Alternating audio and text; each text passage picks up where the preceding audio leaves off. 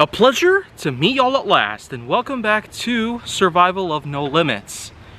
So well, here we are again, settled on a whole new landscape around me. But in case you're not familiar with this, then well, let's go a little bit back to 2018 for a bit.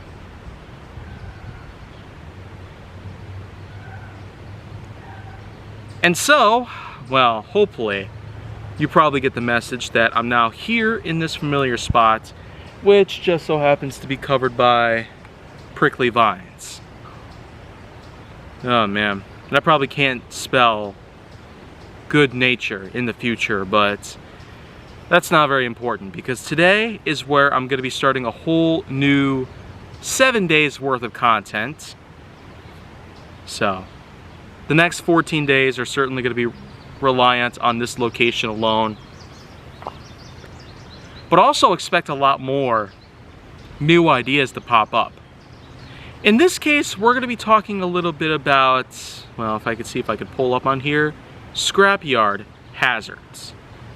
And yeah, scrapyard hazards are certainly one of those many things in your life that you might want to consider, because first of all, to get to know about the scrapyard in general, you basically have to look into the life of owning scrap. And it has been determined that scrap metal has a lot of value attached to it, mostly dependent on what kind of material it is based off of. If it's something like copper, zinc, lithium, steel, titanium, and many other alloys, then you can consider it to have some point in value. And there is in fact such a thing as the scrapping business, which of course is determined by how valuable a piece of metal is and what kind of metal is used. The composition plus the manufacturing are just a few unique examples of how metal can be found to have value to it, whether in cash or otherwise. But there's always a flip side to how amazing it might seem to collect scrap metal from all over the environment around you. There can be a lot of dangers to this. First of all, scrap metal does in fact contain rust. No matter what kind of rust it is, no matter what level of rust it can be, it proves to be dangerous at times. Especially when you get around to handling certain things that are sharp, including nails, saw blades, scalpels, and old vegetable peelers, just to name a few things. But when it comes to that, it's all about what happens when you end up getting cut from it.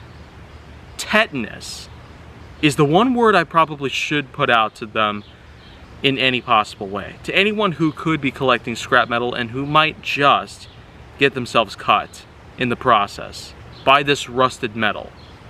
And if you're watching this right now, then listen carefully. Get yourself a tetanus vaccine. A vaccination against this type of bacteria, which is found to create some of the worst possible pain to ever suffer from and then eventually succumb to, is certainly viable.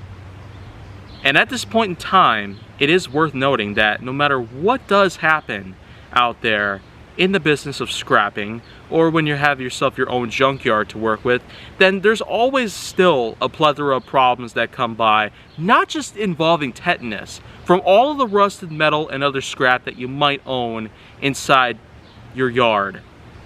Then there could always be other things that you might want to be concerned about.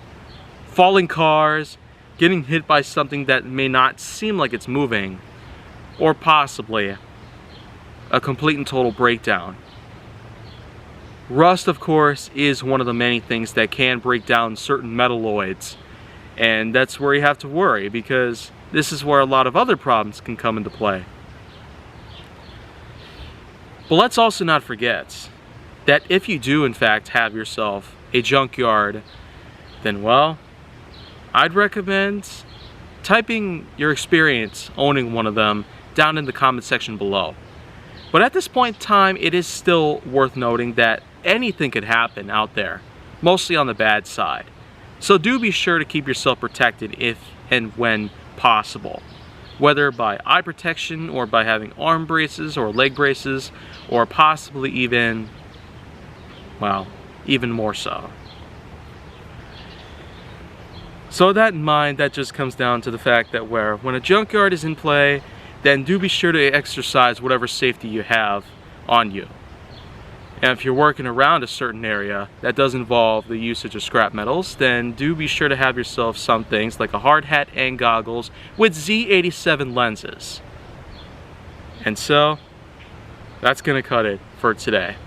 And I will be back with some others, but pretty soon I will also be having myself some other content out there for y'all to enjoy as well. So do be sure to check out the channel for that. And if you want to see more go down on my channel, then make sure that you like, subscribe, comment, follow me on social media, and stay on the Hollywood side.